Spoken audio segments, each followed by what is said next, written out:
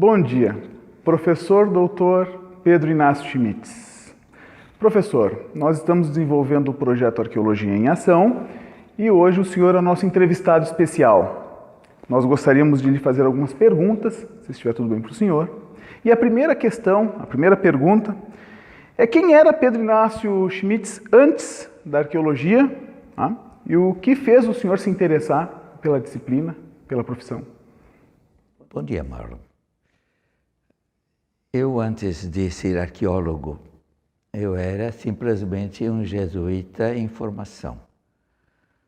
Eu, com 18 anos, fui para o noviciado, fiz 2 anos de noviciado, 2 anos de humanidades, 3 anos de filosofia.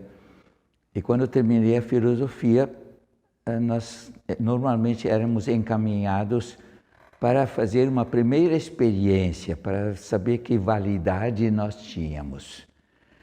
E aí um padre idoso precisava de um continuador para uma história dos jesuítas do Rio Grande do Sul.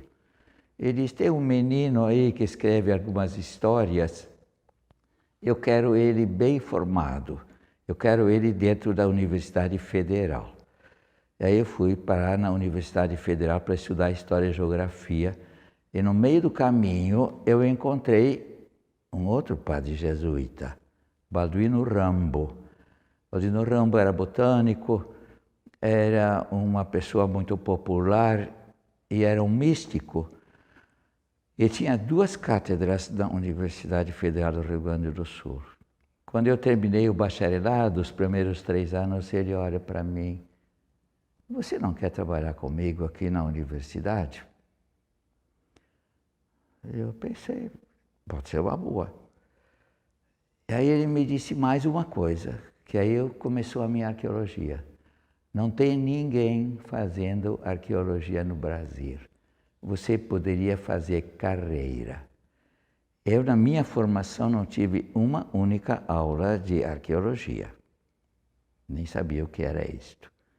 E, de repente, eu sou convidado para ser um pioneiro na arqueologia brasileira. Você pode imaginar como é que eu fiquei.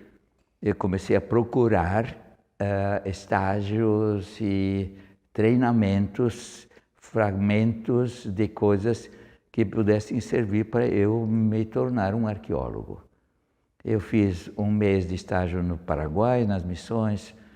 Eu escavei com os argentinos nos Andes, em Tucumã, durante 2 meses, com estudantes argentinos. Eu fiz curso com a Annette Lamperrer e juntei fragmentos, sempre fragmentos. Depois disso, eu fiz 1 ano em La Plata, em 1970 e 71. E com isso eu consegui juntar fragmentos. Nunca tive um curso regular de arqueologia. Então a minha trajetória para a arqueologia foi de uma missão. Eu sou religioso, nós somos encaminhados para as necessidades que os jesuítas ou a província tem, e me encaminharam assim, só que alguém me desviou do meio do caminho e me botou dentro da arqueologia. Então, toda a minha vocação de arqueólogo. Padre Inácio, o senhor fez 3 graduações durante as décadas de 50 e 60 e logo iniciou seus estudos na arqueologia do Brasil, e em outros países também. O senhor poderia nos contar sobre como foram esses primeiros estudos em arqueologia? O meu primeiro trabalho em arqueologia foi em 1957, quando o padre Balduino Rambo, professor catedrático da universidade, que era botânico, ele andava por esse país e me levou a Itapiranga, companhia dele. Aí eu fiz o meu primeiro trabalho sobre Itapiranga. Em 1968, o padre Balduino Rambo foi fazer coletas em Osório. Foi o meu primeiro encontro com as casas subterrâneas, com a cerâmica taquara. Em 1959, o padre Balduino Rambo foi visitar o padre João Alfredo Rohr, que estava começando a fazer as suas escavações em Florianópolis. meu terceiro trabalho de arqueologia, fazendo análise de uma coleção de 80.000 cacos de cerâmica tupi-guarani. Então eu comecei por ali, depois eu interrompi, fui estudar teologia, e depois que eu terminei a teologia, eu comecei a lecionar no que seria depois a Unicinos, não era ainda Unicinos, era uma faculdade de Filosofia, Ciências e Letras. E em 1965, na véspera do Natal, chega um funcionário do IPHAN e procura por mim, ele me quer conhecer, diz, olha, eu tenho aqui uma carta de recomendação do professor Castro Faria, que era o catedrático do Museu Nacional. Eu tenho uma carta de recomendação dele dizendo que você é uma boa pessoa. Eu era catedrático da Universidade Federal do Rio Grande do Sul nesse tempo. Ele disse, eu tenho aqui um cheque do presidente do IPHAN para você fazer levantamento de arqueologia, de sítios arqueológicos no Rio Grande do Sul. Um cheque e um recibo para assinar. Bom, assim eu fui convidado pelo governo militar daquele tempo, 1965, a fazer arqueologia. Durante 10 anos vieram esses convites. Então, durante os primeiros anos, a gente trabalhou no Rio Grande do Sul. Fez um levantamento dos sítios, foi uma coisa bem forte e bem importante. E como com o dinheiro continuava vindo e o CNPq estava abrindo e dando bolsas, então a gente se expandiu. Foi para Goiás e foi para outros lugares.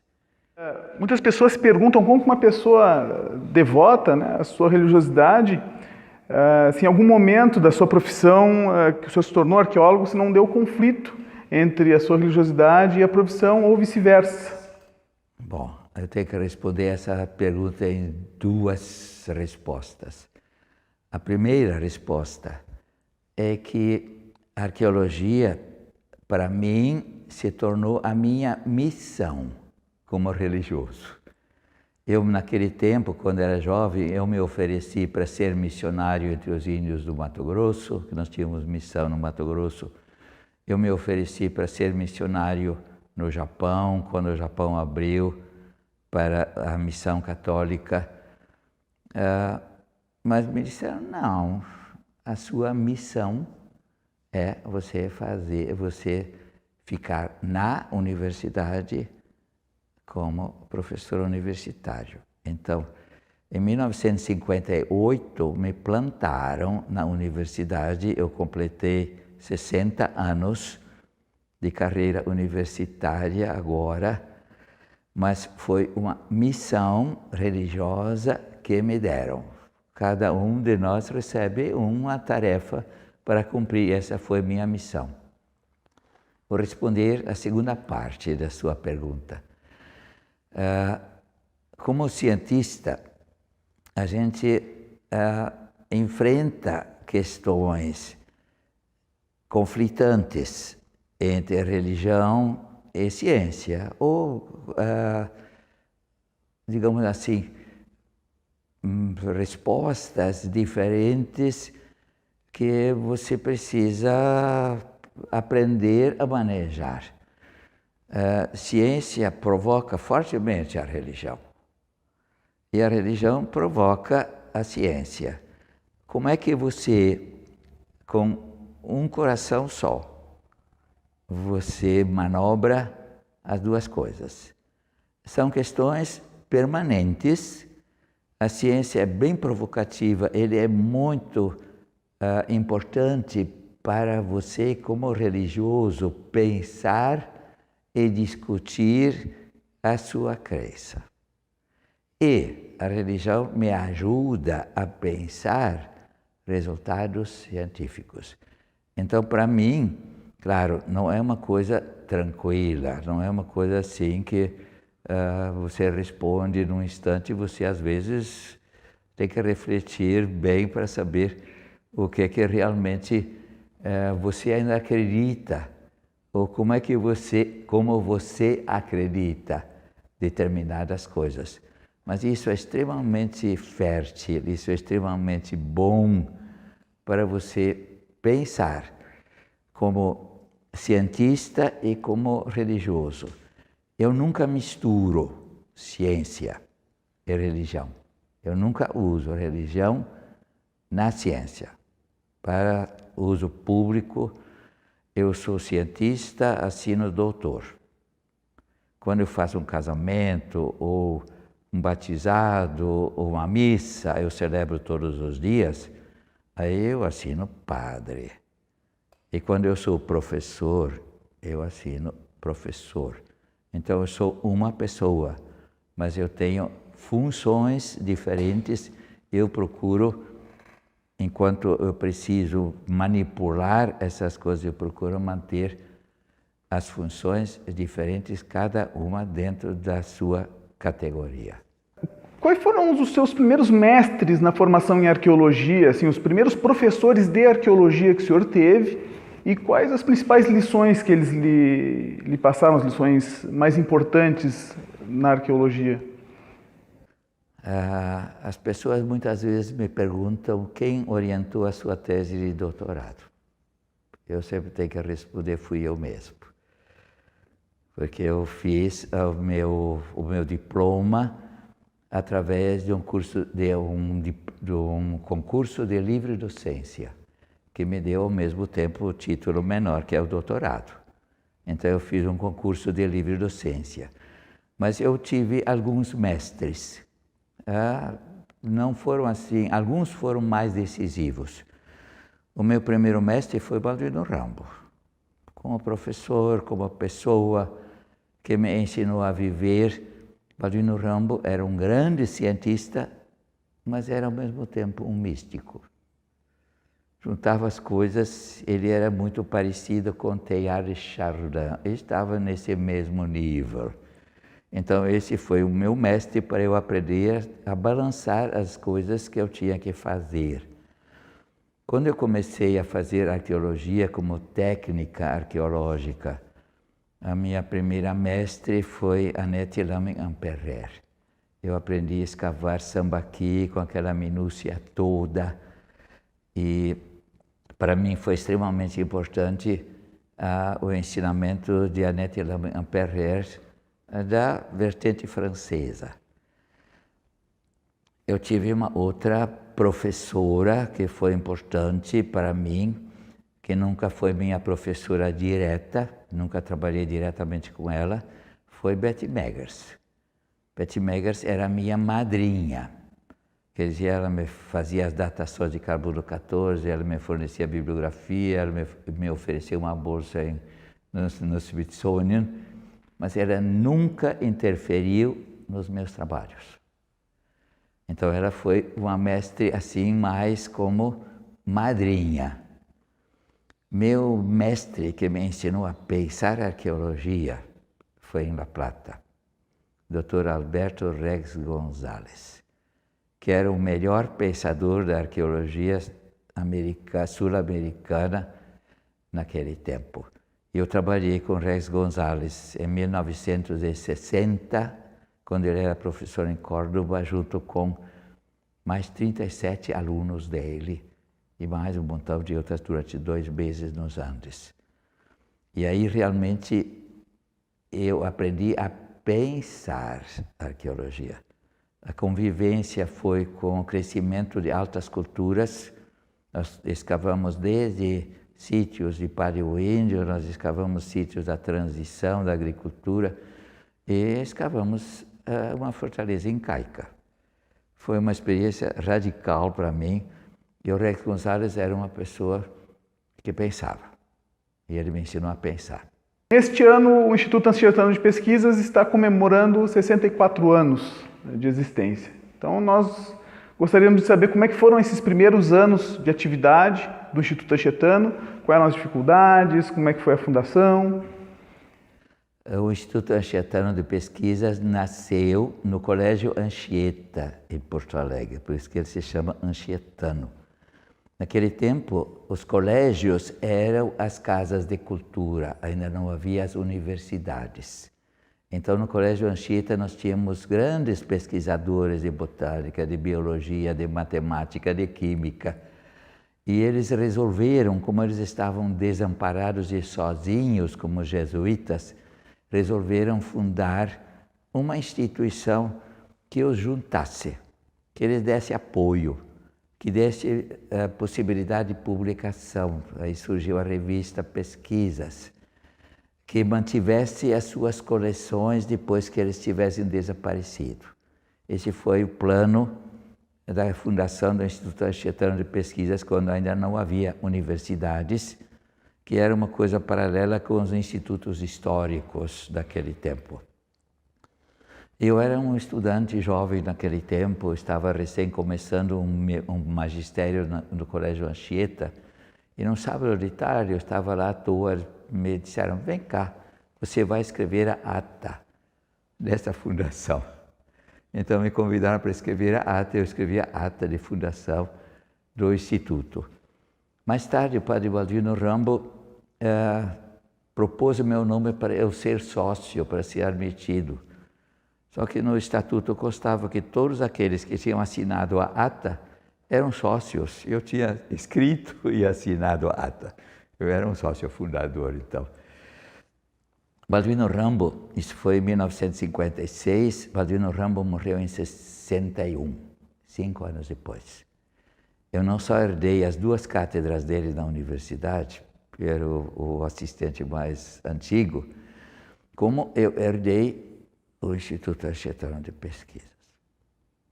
Então, o Baldino Rambo fazia as edições da revista e eu herdei a edição da revista Pesquisas, 1961.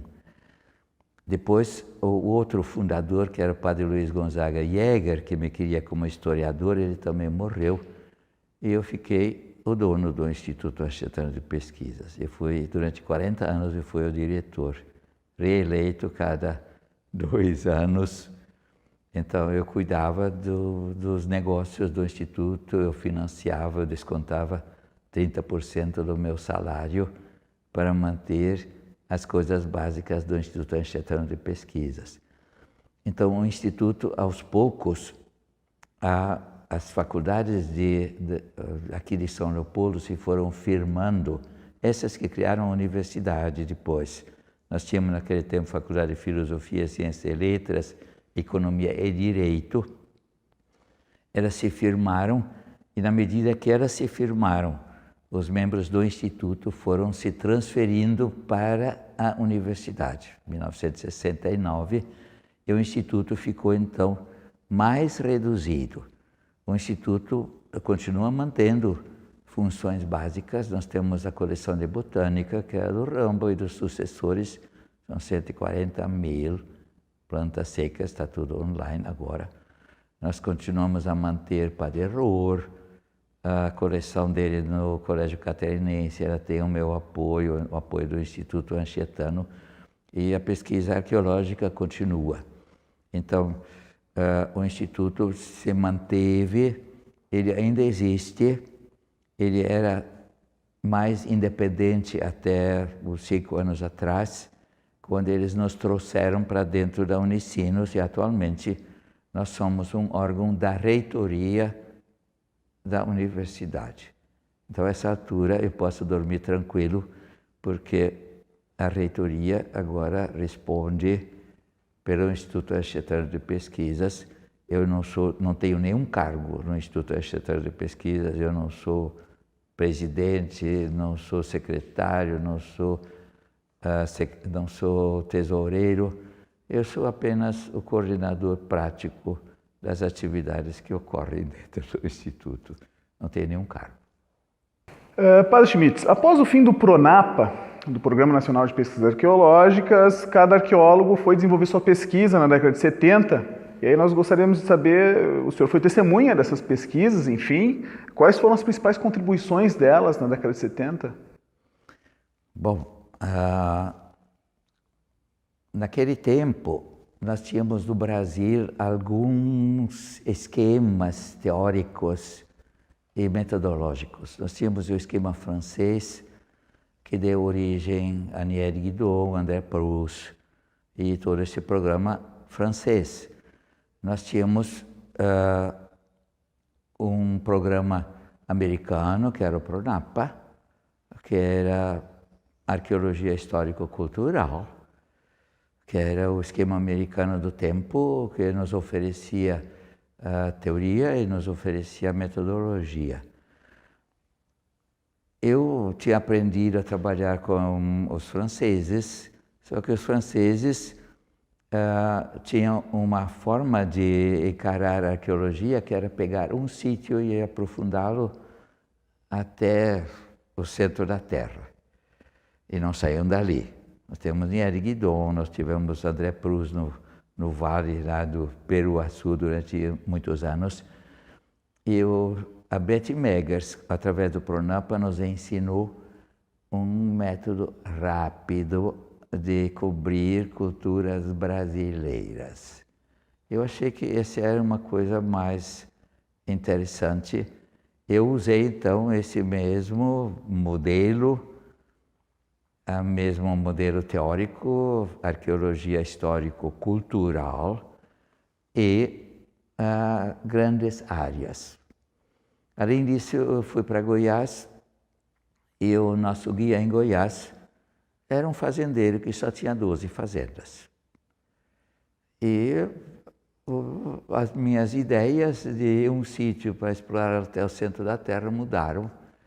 Quando eu fiz o Programa Arqueológico de Goiás, eu peguei um mapa e fiz 5 projetos de 20.000 quilômetros quadrados cada um. 100 por 200. Escola americana. Fazia amostragens das culturas brasileiras.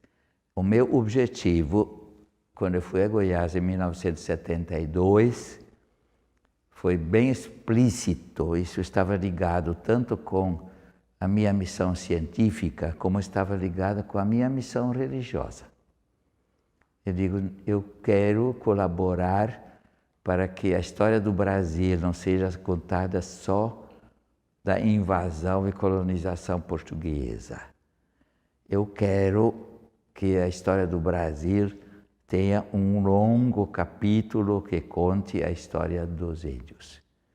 Então esse foi o objetivo grande e geral, e para alcançar esse objetivo, nós temos que fazer amostragens pelo Brasil afora, amostragens rápidas. Então, cada amostra daquelas que a gente tinha estabelecido no mapa, sem conhecer nada do lugar, de 100 por 200 quilômetros, isso era programa para 1 ano. E a gente começou fazendo o primeiro projeto, 1 ano.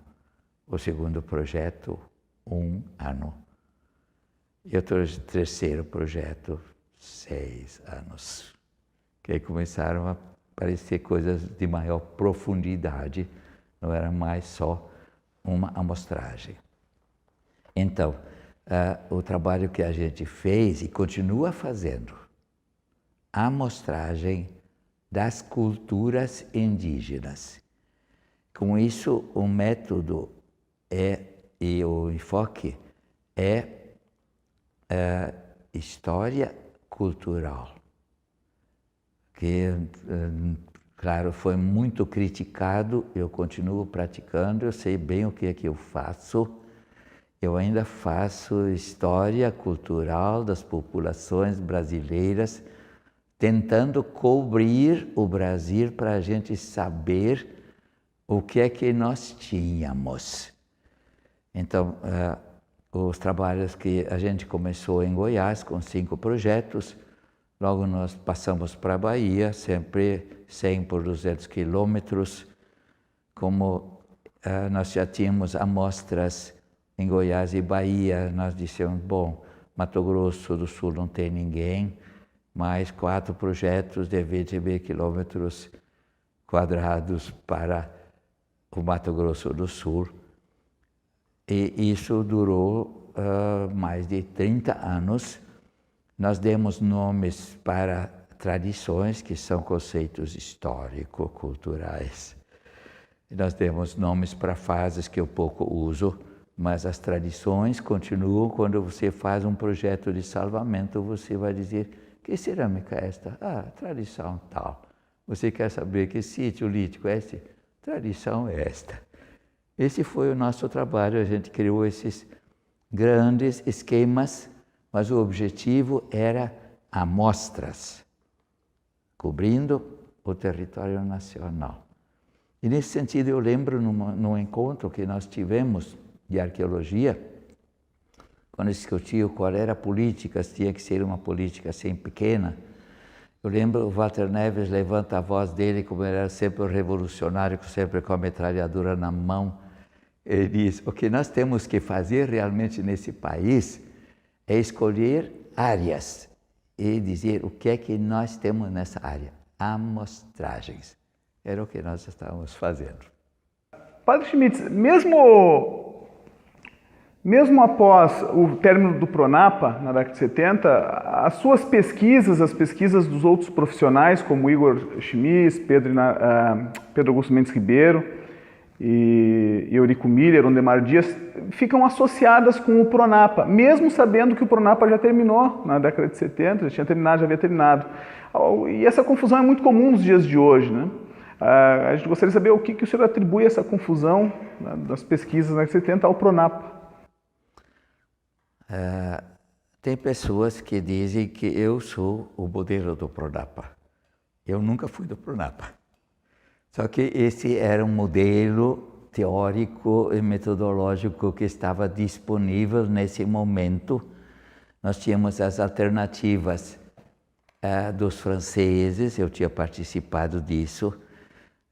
Os modelos dos franceses eram muito localizados e o nosso objetivo era fazer uma coisa mais ampla. Os nossos projetos continuaram. E aí surgem algumas questões que eu consigo entender. O Pronapa era uma abordagem histórico-cultural. E nesse momento, o conceito de cultura foi fortemente questionado pelo conceito de sociedade, na antropologia. Então aparece Binford e Companhia Limitada. Então, nos questionam pelo conceito básico que nós estamos usando, que nós estamos fazendo o estudo da cultura, e não da sociedade, e não da tecnologia. Então, uma das questões básicas foi esta. Na antropologia, se questionou o conceito de cultura, dizendo que ele não era pragmático. E se colocou o conceito de sociedade. Quer dizer, cultura é o resultado de normas e de vivências, e se buscava entender a dinamicidade, que era o conceito de sociedade. Esse foi um elemento forte de âmbito metodológico e teórico. Então, foi especialmente com o aparecimento de Binford e da escola inglesa. A antropologia brasileira, nesse tempo, toda se tornou antropologia social. Anteriormente, no meu tempo ainda, quando eu comecei, a antropologia brasileira era cultural. E nesse momento entra a antropologia inglesa, que passou a ser a base e o fulcro de toda a antropologia brasileira, que se tornou uma antropologia extremamente forte, mas social. Quando nós encaminhamos o projeto de mestrado em antropologia na Universidade Federal, eu naquele tempo era o chefe da antropologia, nós encaminhamos ele como antropologia pensando cultura. E a resposta do Conselho Universitário da Universidade Federal disse: não, senhores, antropologia social. A resposta do Conselho Universitário. Então eu consigo entender algumas coisas. Foram outras coisas que nasceram depois. Depois começou a entrar tecnologia francesa, portuguesa, espanhola.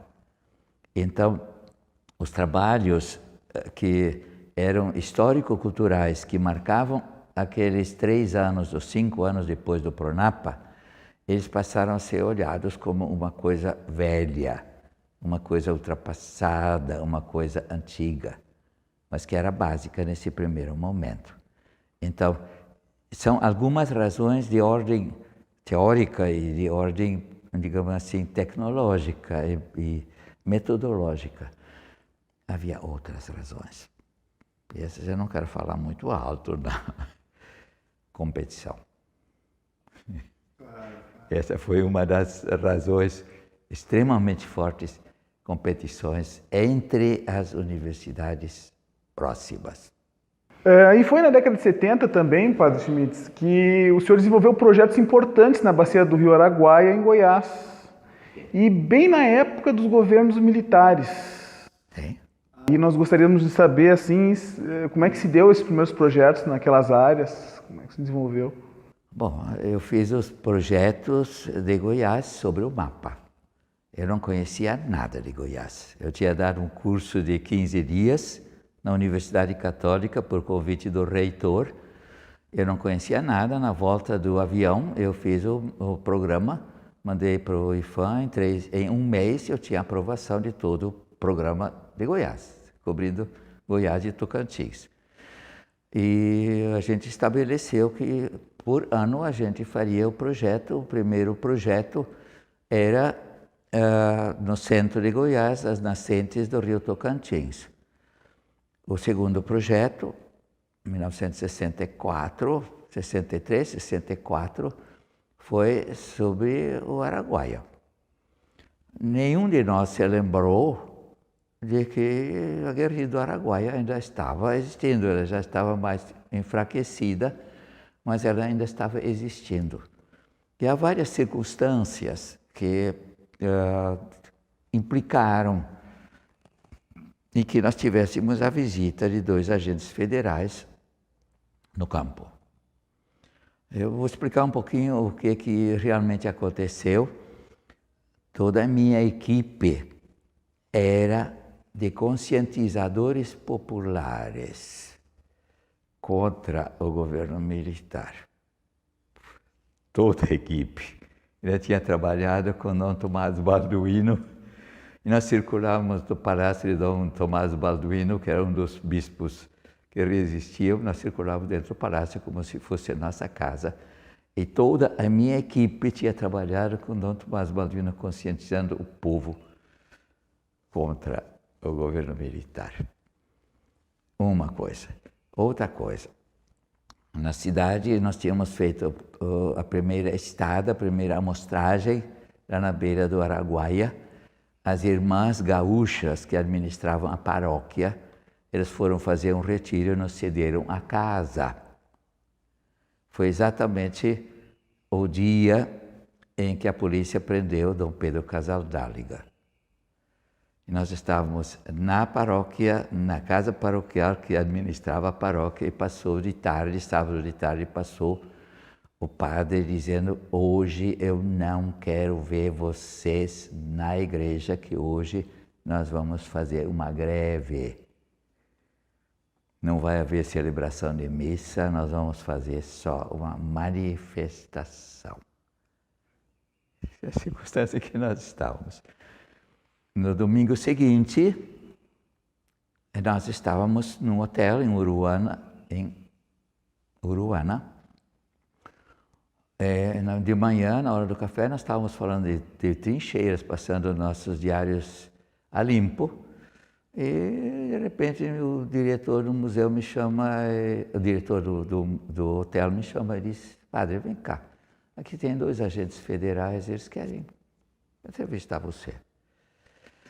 Aí reunimos a equipe, eles queriam entrevistar a equipe toda e perguntaram: cadê o cubano que está viajando com você?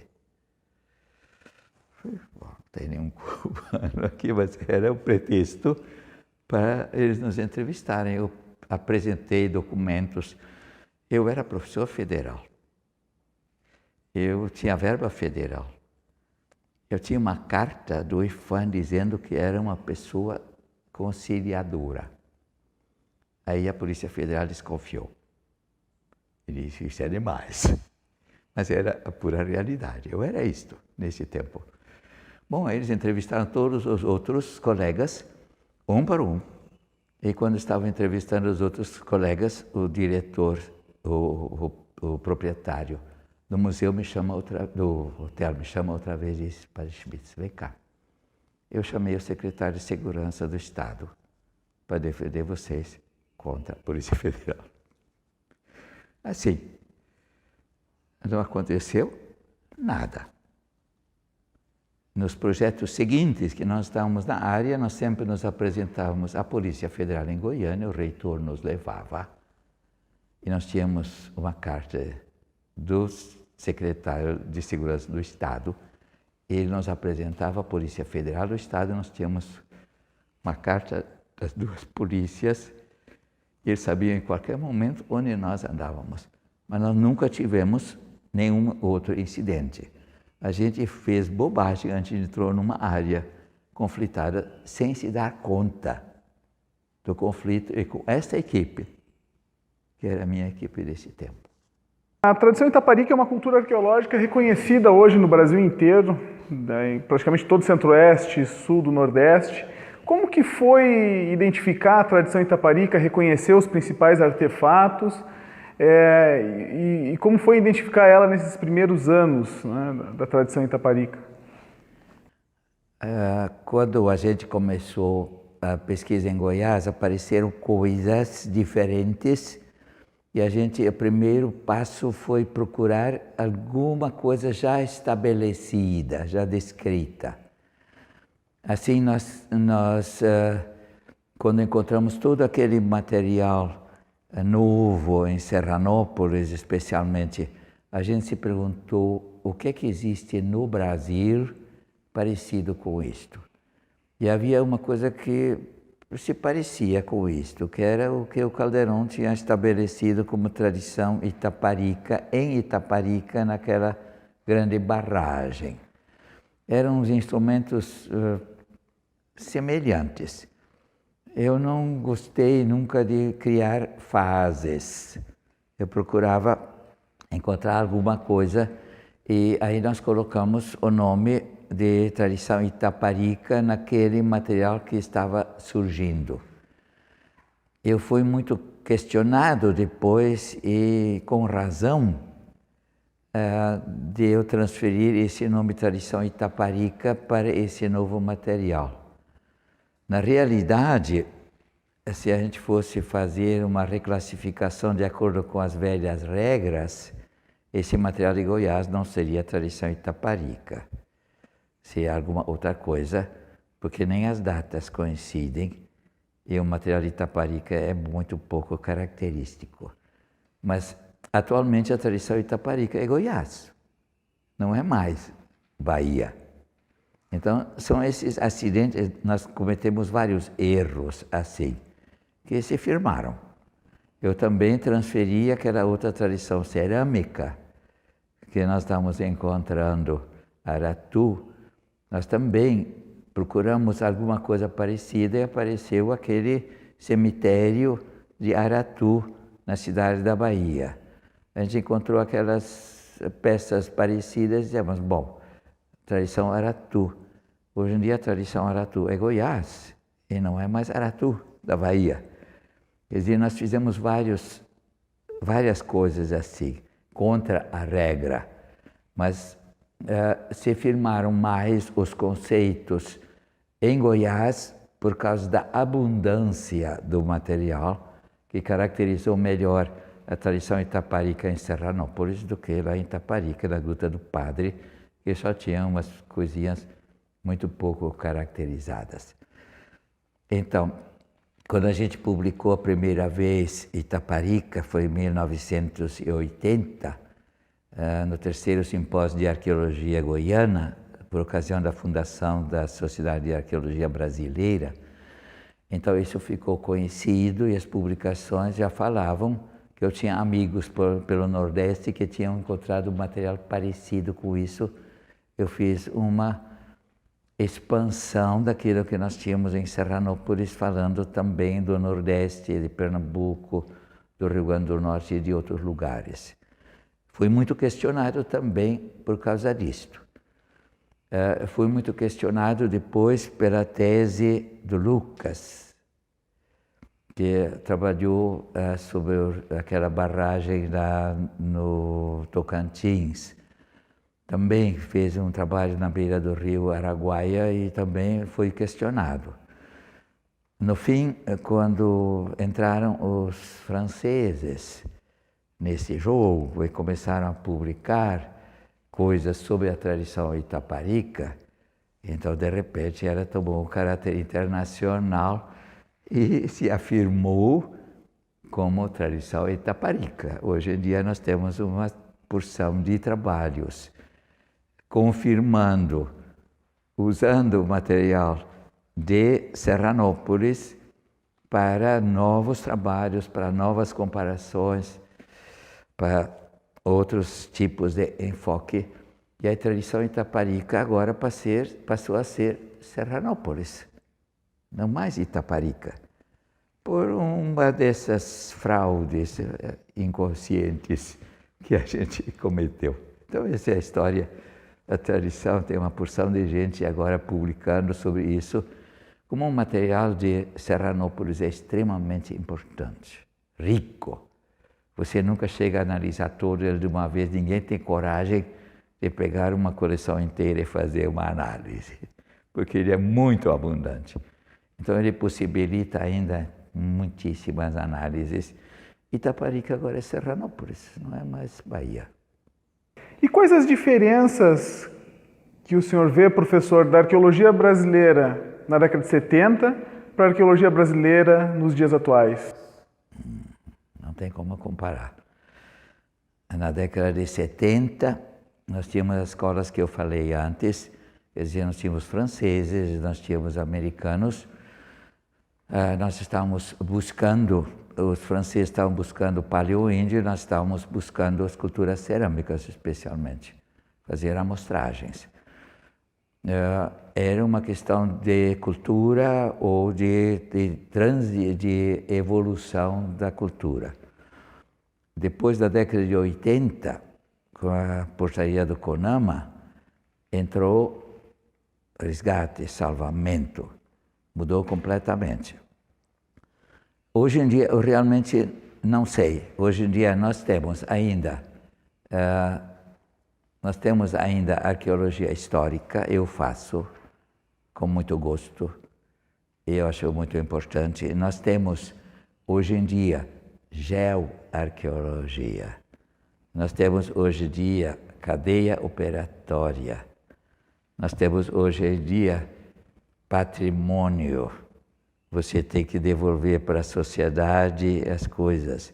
Então, os enfoques hoje são mais variados, são mais abundantes e as próprias universidades se envolvem, ora num aspecto, ora no outro aspecto. Então, realmente dizer o que é arqueologia brasileira hoje é bem complicado. Nós temos grupos que pesquisam, uns estão mais voltados para uma devolução do patrimônio para as comunidades indígenas ou brasileiras. Nós temos outros que estão fazendo tecnologia, a francesa. Nós temos outros que estão fazendo outras tecnologias. Em Portugal se faz a antropologia da tecnologia. Então nós temos hoje em dia uma quantidade de enfoques diferentes que é possível entender. É a variedade que existe, a multiculturalidade, e agora também na ciência nós temos esses diversos enfoques. Todos eles são interessantes. Todos eles são interessantes e podem ser necessários num determinado momento. Eu aceito todos eles e eu procuro entendê-los. Na década de 80 foi fundada a Sociedade de Arqueologia Brasileira, na qual o senhor teve uma fundamental importância na criação. E aí nós gostaríamos de saber qual era o contexto na década de 80 para a criação da Sociedade de Arqueologia Brasileira e os principais objetivos dela. Bem, vou ter que recuar um pouquinho mais, rapidinho.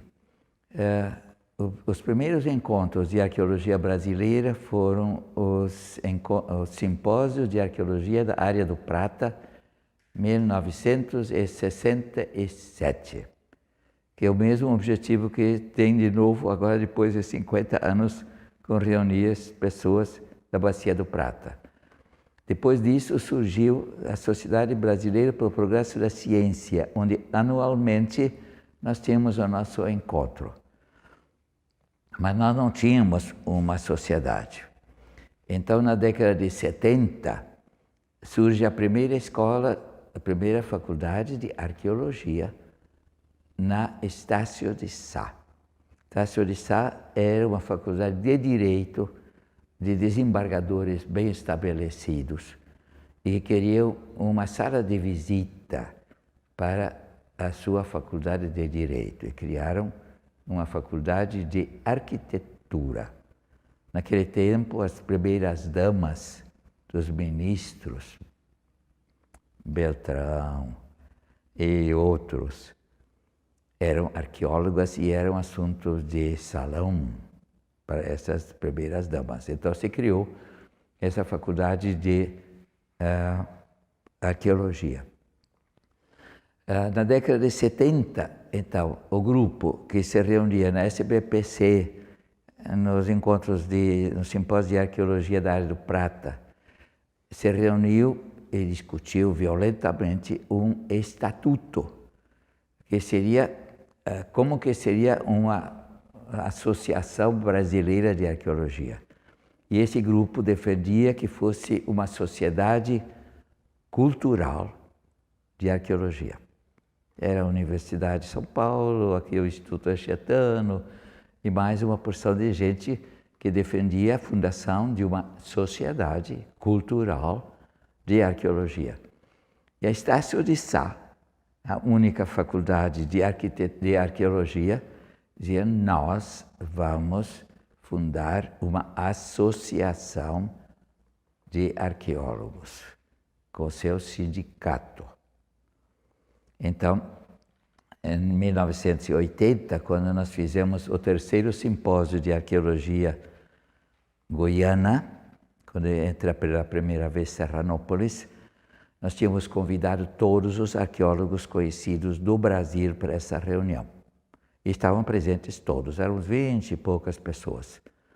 Depois que terminou o simpósio, na Universidade Católica, o povo olhou um para o outro e disse: nós temos estatuto, os arqueólogos estão todos aqui, por que é que nós não fundamos a sociedade aqui? Ninguém falou explicitamente que os alunos da Estácio não estavam. Só tinha um professor da Estácio. Então foi uma espécie de golpe dado pela sociedade acadêmica contra a nova fundação. E a Escola Estácio de Sá dizia: a partir de agora só os formados na Estácio vão fazer arqueologia. Estavam querendo uma legislação como surgiu agora. Isso naquele tempo, 1970. Então, o pessoal reunido realmente deu um golpe nessa proposta.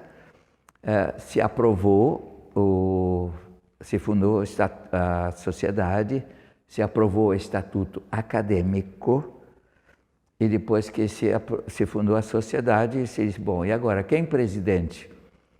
Eu nunca participei de nenhuma discussão do estatuto. Eu estava no Paraguai uma vez, estava na Argentina outra vez. Eu estava parado num canto e disse: aquele lá do canto, presidente. E agora? E o secretário? O professor da Estácio. Com isso se conciliou o acadêmico com a fundação da Estácio.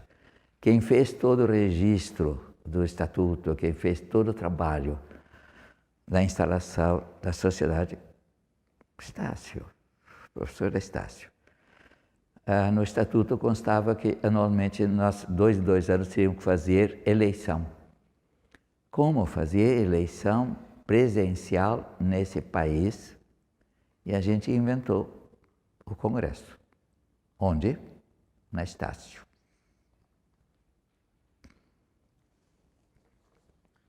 Deu para reunir as duas coisas. O primeiro congresso foi lá, depois outro congresso foi lá. E a gente conciliou essas duas tendências que eram extremamente conflitantes, eram extremamente fortes. Então, em nome do projeto Arqueologia em Ação, a gente agradece muito a sua disponibilidade, agradece muito as suas informações na entrevista. Muito obrigado. Eu é que agradeço por poder conversar, para poder comunicar coisas que aconteceram, que fazem parte da memória da arqueologia brasileira.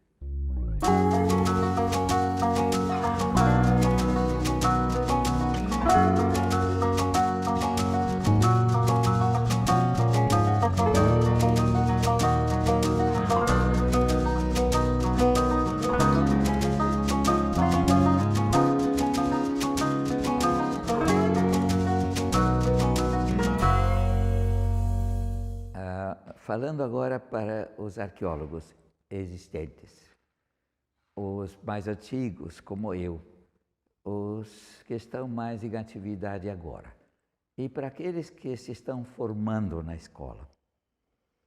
A arqueologia é um meio importante de você atuar com a população brasileira. A primeira coisa que é importante nesse caso é recuperar esses dados e criar uma memória da história indígena. O meu primeiro objetivo fazer com que na história do Brasil tivesse um bom capítulo que incluísse os povoadores. Isso ainda não foi completado. Isso ainda é um objetivo muito válido. Então, a amostragem que a gente fez tinha esse objetivo. Ele continua válido, eu continuo fazendo. O outro objetivo é realmente produzir uma ciência de como essa população indígena viveu, se organizou, evoluiu e criou culturas parecidas com as culturas que existem no resto do mundo. Esse é o aspecto propriamente científico dessa arqueologia. Quer dizer, você vai para a universidade, vai fazer um doutorado e vai propor a compreensão melhor de uma dessas culturas, ou de uma técnica, ou de um espaço, a parte científica. E tem um outro aspecto que se torna cada vez mais importante.